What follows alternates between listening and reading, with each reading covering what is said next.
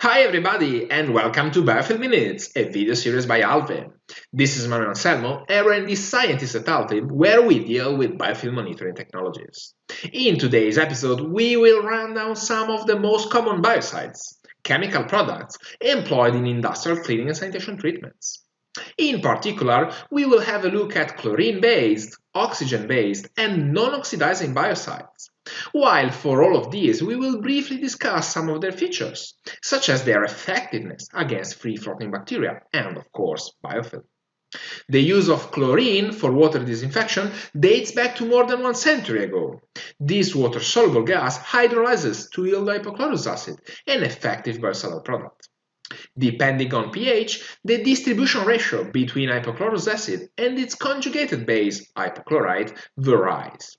This acid-base couple is usually referred to as free chlorine. When free chlorine is stoichiometrically combined with ammonia or its derivatives, monochloramine, another biocidal product, can be achieved.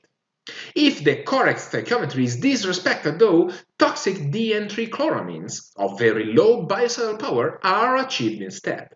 These, together with other chlorine derivatives, are referred to as combined chlorine.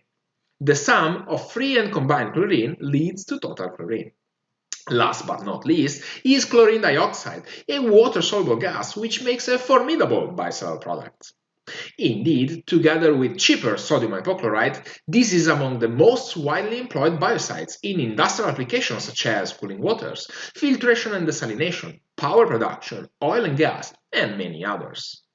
Monochloramine instead is mainly applied in urban and residential drinking water networks, also thanks to its higher efficacy against biofilm compared to free chlorine, which is more effective on free-floating bacteria instead. Chlorine dioxide is suitable against both, while at the same time it is less corrosive than free chlorine. In addition, while chlorine dioxide can be subject to off-gassing, it can leave more active residuals, while those at lower concentrations compared to free chlorine, as you can see in this graph. The formation of disinfection byproducts, DBPs, such as tetrahalomethanes and haloacetic acids, may discourage the application of free chlorine, while chlorine dioxide leads to less toxic byproducts. Coming to oxygen-based biocides, peracetic acid, hydrogen peroxide, and ozone are by far the most widely employed ones. All of them find common applications in the food and beverage sectors, while the use of ozone is growing in hygienic applications in general. Indeed, these biocides do not lead to the formation of toxic byproducts, unlike chlorine. On the other hand, they leave no active residual, since they are rapidly consumed. Ozone in particular is strongly reactive and, as a consequence, very corrosive. In addition, ozone is fastly consumed in contact with EAPS, exopolymeric substances, thus it doesn't efficiently penetrate biofilm. Peracetic acid and hydrogen peroxide are more effective against microbial slime, but less effective against free-floating bacteria. Coming to non-oxidizing biocides, these are typically small organic molecules, such as DBNPA, a widely employed organobromine compound, quaternary ammonium salts, known as quats, sulfur-based compounds, such as isothiazolones, and glutaraldehyde, just to make some common examples. Non-oxidizing biocides are usually applied in a wide range of industrial applications, although mostly in combination with oxidizing biocides. This is because they are generally scarcely effective against biofilm. Another downside is that due to a different mechanism of action compared to oxidizing biocides, they induce microorganisms to grow a resistance.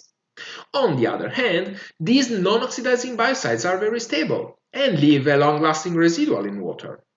Unfortunately though, they usually lead to the formation of toxic byproducts, exception made for glutaraldehyde.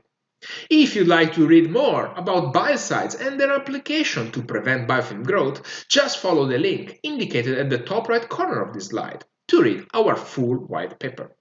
As we have seen in this episode, there are many biocidal products available, but the selection and application of a specific formulation is not enough to prevent microbial proliferation.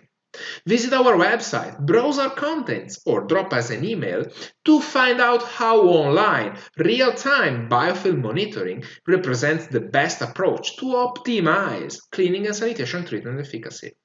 Thank you for your kind attention. We are always glad to share some biofilm minutes with you. Bye.